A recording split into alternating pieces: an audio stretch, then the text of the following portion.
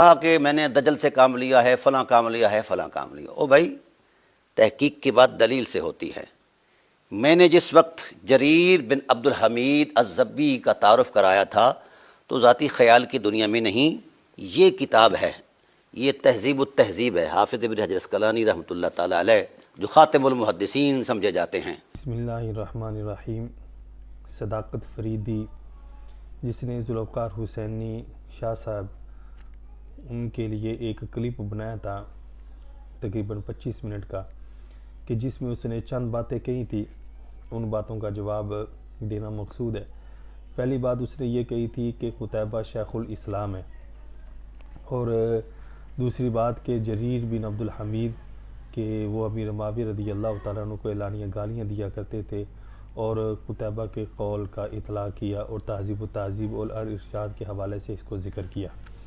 ہم انشاءاللہ العزیز اس قول کی تحقیق اور اس کے حکم کے بارے میں انشاءاللہ عزیز کلام کریں گے، اور اس میں کلام کے دوران ہی جو صداقت فریدی کی خیانتیں ہیں وہ بھی انشاءاللہ عزیز واضح ہو جائیں گے۔ یہ میرے پاس تہذیب و تہذیب ہے، اس کی جلد نمبر 5 ہے، اور جہاں پہ قتیبہ بن سعید کے احوال شروع ہوتے ہیں، اس کا صفحہ نمبر 332 اور 333۔ یہ 333 میں اس نے جو کلام کیا کہ وہ شیخ الاسلام ہے، اور شیخ الاسلام صرف کہ ایک عبارت کے جو اس کے حق میں ہے اس پر قتیبہ بن سعید کو شیخ الاسلام بنا دیا، جبکہ دوسرے محدثین کہ جو بالاتفاق شیخ الاسلام ہے، بالاتفاق امت کے اکابرین میں سے ہے، بالاتفاق علماء محدثین میں ان کا ایک مقام ہے، اکابر محدثین ہے، ان کو جعل ساز کہہ گئے یا تھانے دار بنا کے ان سے اپنے آپ کو رخصت کر لیا۔ اور قتیبہ بن سعید کہ جو امام بخاری رحمۃ اللہ تعالی علیہ ان کے راوی ہیں، ان پر شیخ الاسلام کا اطلاع کر دیا۔ تو کیا وہ شیخ الاسلام ہے؟ یہی تہذیب و تہذیب ہے، یہ جلد نمبر 5 ہے، اس کا صفحہ نمبر 333 ہے۔ اس میں امام ابن حجر اسقلانی رحمۃ اللہ تعالی علیہ آپ قول نقل فرماتے ہیں کہ قتیبہ صدوق، کہ جو قتیبہ بن سعید ہیں وہ صدوق ہیں، سچے ہیں، لیس احد من الکبار، لیکن یہ کبار محدثین میں سے نہیں ہیں۔ تو شیخ الاسلام تو اس کو کہا جاتا ہے کہ جن کی شیخیت کو علماء اسلام قبول کریں، شیخ الاسلام تو وہ ہوتے ہیں۔ تو لہذا امام ابن حجر اسقلانی رحمۃ اللہ تعالی نے تو قول نقل فرمایا کہ لیس احد من الکبار، کہ وہ کبار میں سے نہیں ہیں، الا وقد حمل عنہ بالعراق، مگر یہ کہ عراق کے محدثین پر ان کو محمول کیا جاتا ہے۔ تو یہی بات امام ابن حجر اسقلانی رحمۃ اللہ تعالی علیہ اپنی تہذیب و تہذیب میں ذکر فرماتے ہیں، اور ان کا مطلقاً شیخ الاسلام ہونے سے یہ انکار کی طرف اشارہ ہے کہ لیس احد من الکبار۔ تو لہٰذا یہ صداقت فریدی نے جو شیخ الاسلام کا صرف ایک عبارت اپنے حق میں ہونے کی وجہ سے اطلاع کیا، وہ درست نہیں ہے۔ اور پھر جو قتیبہ ہیں ان کا جو قول ہے امیر معاویہ رضی اللہ تعالیٰ کے بارے میں، کہ جس کے بارے میں بڑا شور و غوغا ہے، اور بڑی دلیل بنا کر اس پر یہ کہا جا رہا ہے کہ یہ شیخین نے اس کو لیا ہے اور یہ بدعت کبریٰ اس میں پائی جا رہی ہے، اس کے بارے میں بڑا اس وقت طوفان بدتمیزی ہے۔ تو وہ جو قول ہے اس کی حیثیت کیا ہے وہ میں ذکر کر دیتا ہوں۔ یہ سب سے پہلی بات یہ کہ اس قول میں جو قتیبہ ہے وہ اکیلے ہیں، ان کا تفرد ہے اس میں، اور قتیبہ بن سعید کا تفرد ہونے کی وجہ سے یہ قول قابل قبول نہیں ہے۔ اور قتیبہ بن سعید کے تفرد کو قبول نہ کرنا یہ میں اپنی طرف سے نہیں کہہ رہا، بلکہ یہ بات محدثین نے ارشاد فرمائی ہے۔ یہی تہذیب و تہذیب ہے کہ جس سے جریر بن عبد الحمید ان کے احوال کو ذکر کر کے نیچے وہ قول ذکر کیا ہے قتیبہ کا، یہی تہذیب و تہذیب کی جلد نمبر 5 ہے، اس کا صفحہ نمبر 333 ہے۔ اس میں امام حاکم کے حوالے سے فرماتے ہیں کہ قتیبہ ثقۃ مامون، کہ جو قتیبہ ہے وہ ثقہ مامون ہے۔ والحدیث التی رواہ عن اللیث عن یزید بن ابی حبیب عن ابی طفیل عن معاذ بن جبل فی الجمع بین الصلاتین موضوع، فرماتے ہیں کہ یہ ثقہ مامون ہے، لیکن ان کی جو روایت ہے کہ جو لیث سے یہ روایت کرتے ہیں، ابی طفیل کے توسط سے جو روایت کی جاتی ہے، عن معاذ بن جبل، اور وہ معاذ بن جبل رضی اللہ تعالیٰ سے روایت ہے کہ وہ روایت 2 نمازوں کو جمع کرنے کے بارے میں فرماتے کہ یہ جو روایت قتیبہ بن سعید نے ذکر کی ہے یہ روایت موضوع ہے۔ اب یہ روایت موضوع فرما کے پھر آگے جو تفرد ہے ان کا اس پر کلام کرتے ہوئے ذکر فرماتے ہیں کہ جب یہ روایت ذکر کی گئی تو فرماتے ہیں قلت لقتیبہ، تو میں نے قتیبہ سے کہا مع من کتبت عن اللیث بن سعد حدیث یزید بن ابی حبیب عن ابی طفیل قال مع خالد المدائنی، تو کہا کہ فرماتے ہیں کہ ان سے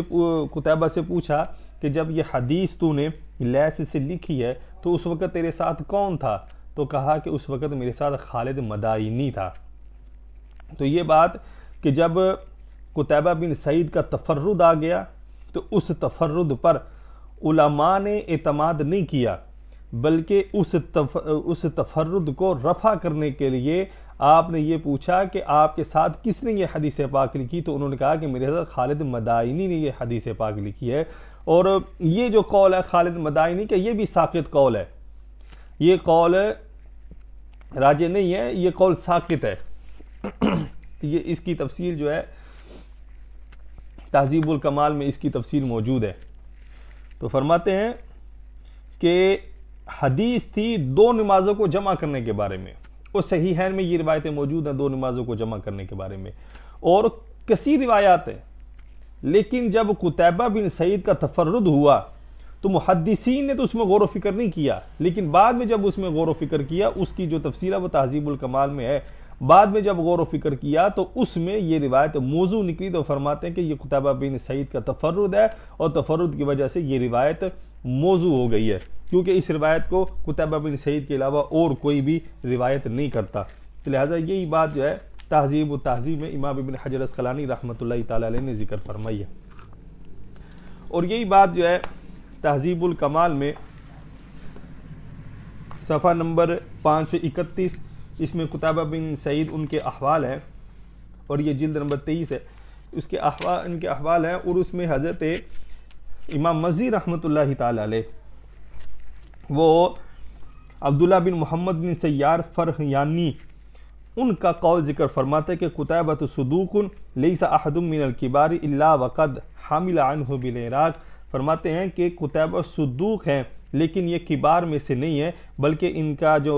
حمل ہے وہ یعنی ان کو جو محمول کیا گیا ہے وہ عراق کے علماء پر کیا گیا ہے، ان کا تعلق علماء عراق میں سے ہوتا ہے، یہ شیخ الاسلام نہیں ہے۔ اور دوسری بات، یہ جو روایت تہذیب و تہذیب میں میں نے پڑھی کہ ان سے جو روایت منقول تھی تو پوچھا مع من کتبتا، کہ تیرے ساتھ اور کس نے یہ حدیث لکھی تھی کہ جب تو نے لیث سے روایت کی تو خالد مدائنی کا نام لیا تھا۔ اس روایت کی جو تفصیل ہے امام مزی نے تہذیب الکمال میں ذکر فرمائی ہے۔ یہ روایت حضرت امام حاکم نیشابوری رحمۃ اللہ تعالی سے فرماتے ہیں کہ یہ جو روایت ذکر کر کے فرماتے ہیں ثم نظرنا فلم نجد لیزید بن ابی حبیب عن ابی طفیل روایتا ولا وجدنا هذه المتن بهذه السياقة عن احد من اصحاب ابي طفيل ولا عند احد ممن رواه عن معاذ بن جبر عن ابي جبر غير ابي طفيل فقلنا الحديث شاذ فأئمة الحديث انما سمعوه من قتيبة تعجبا من اسناده ومتنه۔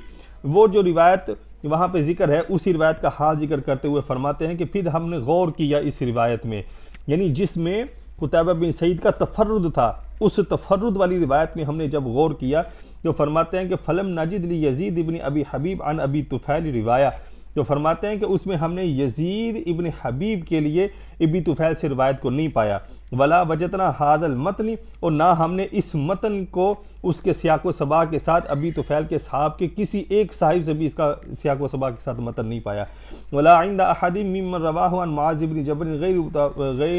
غیر ابی طفیل، تو فرماتے ہیں کہ اور نہ ہم نے اس روایت کو معاذ بن جبل سے ابی طفیل کے علاوہ پایا۔ یہ 3 علتیں ذکر کر کے کیا فرماتے ہیں فقلنا، جب یہ 3 علتیں ذکر ہوگی تو فرماتے ہیں کہ ہم نے کہا الحدیث شاذ، کہ یہ حدیث شاذ ہے، اور یہ شاذ فأئمة الحدیث انما سمعوه من قتیبة تعجبا من اسناده ومتنه، تو جو ائمہ حدیث ہیں انہوں نے اس حدیث کو قتیبہ سے تعجباً سنا کہ اس کی سند پر اور اس کے متن پر ان کو تعجب تھا، علماء محدثین متعجب تھے اس بات پر کہ کیا قتیبہ بن سعید بھی ایسی موضوع روایت ذکر کر سکتے ہیں، اور یہ موضوع کا اطلاق امام ابن حاکم نیشابوری جیسے ایسے نرم مزاج کہ جو متشدد نہیں ہیں بلکہ نرم مزاجی رکھتے ہیں، تو وہ بھی یہ کہتے ہیں کہ یہ موضوع ہے، تہذیب و تہذیب میں ان کا قول مذکور ہے، اور وہی قول یہ تہذیب الکمال فی اسماء الرجال امام مزی نے بھی ذکر کیا، فنظرنا فإذا الحدیث موضوع، فرماتے کہ جب ہم نے اس پر غور کیا تو یہ حدیث موضوع تھی، وقتیبہ ثقۃ مامون، لیکن قتیبہ جو ہے وہ ثقہ مامون ہے۔ اب یہ روایت ہے، یہ موضوع ہے، اور موضوع کس وجہ سے ہے کہ اس روایت میں تفرد ہے قتیبہ بن سعید کا، ان کے علاوہ کسی نے بھی یہ روایت ذکر نہیں کی ہے، تو لہذا اس تفرد کی بنا پر جب جانچ کی گئی تو یہ روایت موضوع نکلی۔ پھر اس کے حکم میں کیا فرماتے، امام ابی داؤد فرماتے ہیں کہ لا یروی ھذا الحدیث الا قتیبہ وحدہ، فرماتے ہیں کہ یہ حدیث کسی نے روایت نہیں کی مگر صرف قتیبہ ایک ہے جس نے یہ روایت ذکر کی ہے، اور امام ترمذی اس میں فرماتے ہیں کہ حسن غریب تفرد به قتیبہ، فرماتے ہیں کہ یہ حدیث حسن غریب ہے اور اس میں قتیبہ کا تفرد ہے۔ اب یہ جو روایت ہے تفرد کی وجہ سے امام ابن حاتم نیشابوری اس کو موضوع کہتے ہیں، امام ترمذی اس کو حسن غریب کہتے ہیں آپ کے تفرد کی وجہ سے، اور فرماتے ہیں امام ذہبی رحمۃ اللہ تعالی علیہ، آپ اس روایت کے بارے میں کیا فرماتے ہیں؟ فرماتے ہیں کہ وَإِنَّمَا الْغَفْلَةُ وَقَعَتْ فِيهِ مِنْ قُتَيْبَةَ، فرماتے ہیں کہ اس روایت میں قتیبہ سے غفلت واقع ہوئی ہے، وَكَانَ شیخ صدوق، فرماتے ہیں کہ وہ تو سچے شیخ یعنی کہ بڑے شیخ ہیں، ثقہ راوی ہیں، فرماتے ہیں فَيَغْتَفِرُ لَهُ الْخَطَأُ فِي حَدِيثٍ وَاحِدٍ۔ اب یہ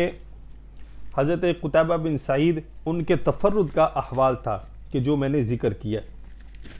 اب جو روایت تہذیب و تہذیب کے حوالے سے یا ارشاد کے حوالے سے ان کے ساتھ یہ کہا کہ حضرت امیر معاویہ رضی اللہ تعالیٰ عنہ کو جریر بن عبد الحمید گالی دیا کرتے تھے اور اعلانیہ گالی دیا کرتے تھے۔ اب جو سکم اس روایت میں تھا کہ جس کو موضوع کہا، وہی سکم اس قول میں ہے، قتیبہ کے اسی قول میں وہی سکم ہے۔ یہاں پہ یہ تھا کہ سیاق و سباق کے ساتھ بات نہیں تھی،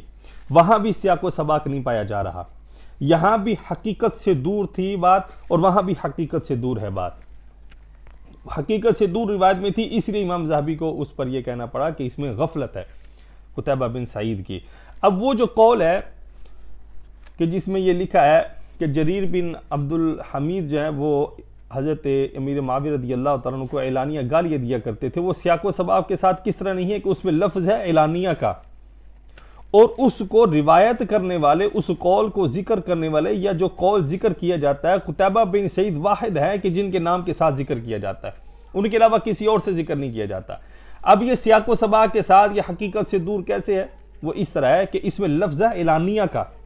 اور جب اعلان کیا جاتا ہے تو اس وقت کوئی ایک فرد معین نہیں سنتا ہے یا ایک فرد کو بٹھا کر اس وقت اعلان نہیں کیا جاتا، اور جریر بن عبد الحمید تو شیخ ہیں، ان کے ساتھ کثرت کے ساتھ روایت ان سے ذکر کی جاتی ہیں، تو ایسا بھی نہیں ہے کہ وہ اعلانیہ کوئی بات کہیں اور صرف ایک ہی سننے والا،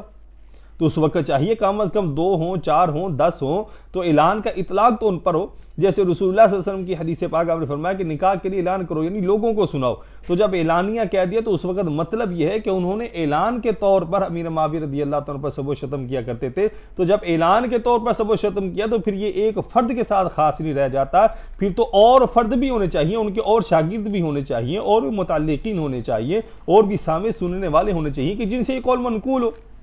لیکن کسی بھی محدث نے اس قول کو ذکر نہیں کیا ہے۔ آپ کے شاگرد ہیں جو آپ سے حدیث لینے والے ہیں، ان میں سے صرف قتیبہ بن سعید ہے کہ جنہوں نے اس کو ذکر کیا، اور جیسے اس میں سکم تھا روایت کی سند میں، اسی طرح اس میں بھی سکم ہے، کیونکہ اس میں بھی قتیبہ بن سعید کا تفرد ہے، اور جب تفرد ہو جائے تو اس وقت مسلمہ محدث ہوں حضرت امام ابن حبان، ان پر اگر اعتراض کیا جاتا تو صرف متشدد ہونے کی وجہ سے کہ وہ متشدد ہوتے ہیں جرح کے باب میں، تو جب جرح کے باب میں متشدد ہے تو اس وقت علماء ان میں اختلاف رکھتے ہیں، ورنہ ان کی کتاب الثقات سے جو ثقاہت ہے، ثقہ راوی ہیں، ان کے احوال ذکر کیے جاتے ہیں۔ تو امام ابن حبان رحمۃ اللہ تعالی علیہ جب وہ بھی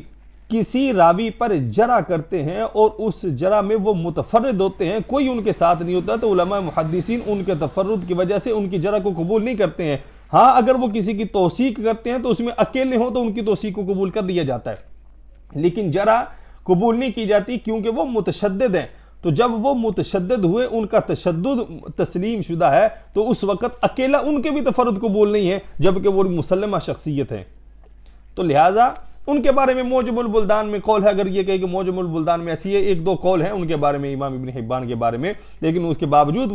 وہ ثقہ ہے اور ان کی جو ثقاہت ہے اس کو قبول کیا جاتا ہے۔ تو اسی طرح جب وہ متشدد ہوں کسی معاملے میں تو ان کا تفرد قابل قبول نہیں۔ اسی طرح قتیبہ بن سعید کے جو صرف عراق کے محدث ہیں، شیخ الاسلام نہیں ہیں یا کبار محدثین میں سے نہیں ہیں، لیکن وہ عراق کے محدث ہیں، پھر ان پر ایک روایت کے موضوع ہونے کا الزام بھی ہے اور وہ الزام ثابت شدہ بھی ہے۔ تو جب وہ موضوع والا الزام ثابت شدہ ہے تو جس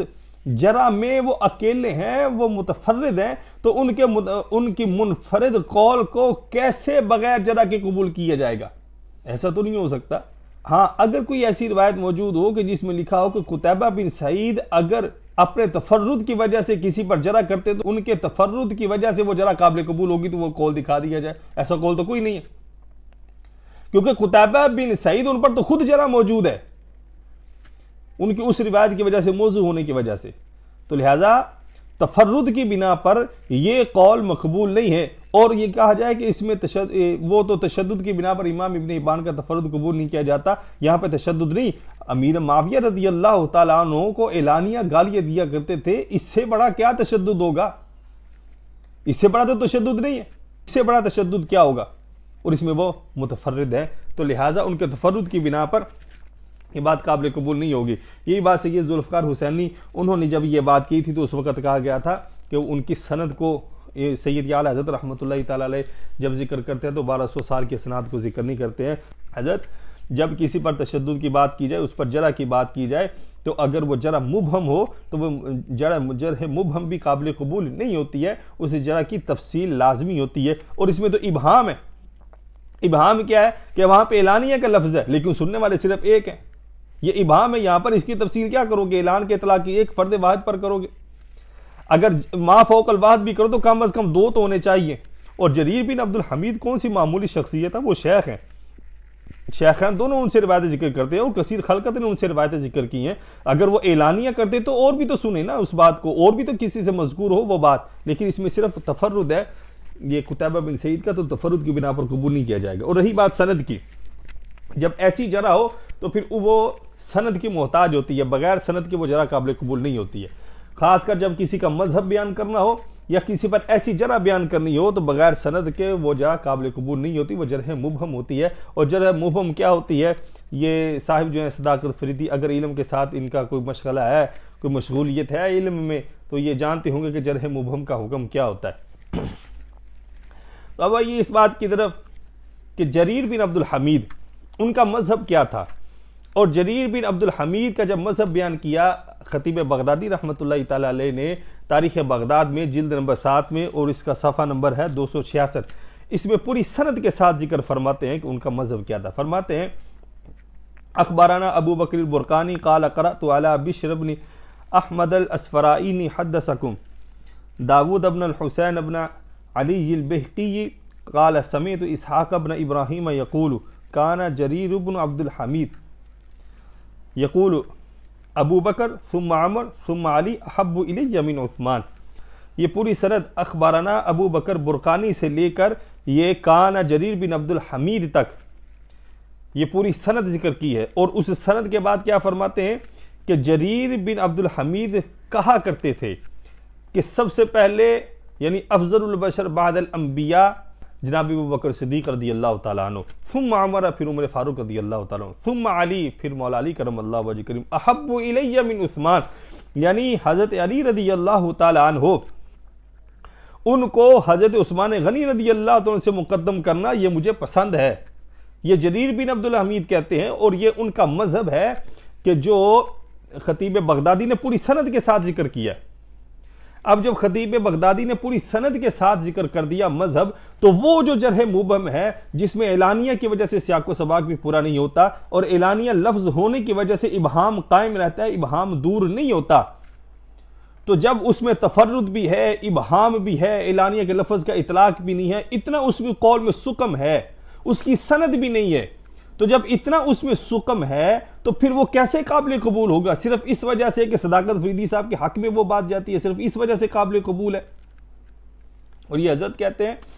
کہ جب قول ذکر کیا جاتا ہے تو صاحب کتاب جو اس قول کو ذکر کرتے ہیں وہی ان کا مذہب ہوتا ہے. ایسی بات تو نہیں ہے. ضروری تو نہیں کہ اگر مصنف اگر کسی قول کو ذکر کرتے وہ ان کا مذہب بھی ہو. آپ شاہ صاحب کو فرماتے تھے کہ رجالیوں کا طرز تکلم کیا ہے اور ان کے اعتماد کے ذرائع کیا ہوتے ہیں. تو آپ کو نہیں پتا کہ رجالیوں کا طرز تکلم کیا ہوتا ہے اور ان کے اعتماد کے ذرائع کیا ہوتے ہیں. بالفرض ایک راوی ہے, کوئی بھی اسماء رجال میں سے کتاب اٹھا کر دیکھیں, جرح و تعدیل کی اٹھا کر دیکھ لیں. اب اس میں اگر ایک راوی ہے, اس میں 3 محدثین اگر اس کی توثیق کرتے ہیں اور ایک محدث ان کی توثیق سے ہاتھ کھینچ لیتا ہے, ان پر جرح ذکر کر دیتا ہے, تو بتائیے کہ اس وقت جو مصنف ہے ان کا مذہب کیا ہوگا؟ کیا ان کے دونوں مذہب ہوں گے؟ ایسی بات نہیں, وہ تو کسی ایک مذہب کی طرف ہوگا نا, وہ تو راجح کی طرف جائیں گے نا. تو لہٰذا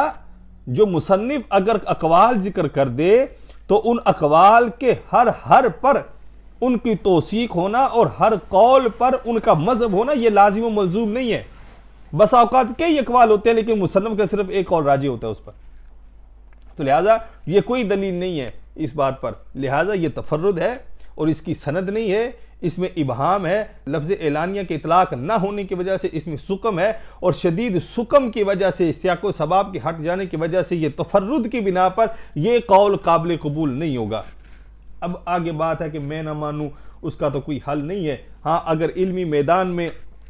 جیسے یہ شاہ سوار خود کو کہتے ہیں, اگر علمی میدان میں اگر ان کا کبھی گزر بھی ہوا ہو تو یہ اس بات کو جانیں گے کہ غور و فکر کرنے کے ساتھ مسائل حل ہوتے ہیں, اور محقق اور صاحب علم اس کا یہ فرض ہوتا ہے کہ وہ گتھیوں کو سلجھائے, نہ کہ سلجھے ہوئے مسئلوں کو الجھائے. اللہ رب العزت ہم سب کو شرع متین صلی اللہ تعالیٰ علیہ وسلم کی سمجھ بوجھ عطا فرمائے, اور اللہ رب العزت موجودہ فتنوں سے ہم سب کو محفوظ فرمائے. السلام علیکم ورحمۃ اللہ.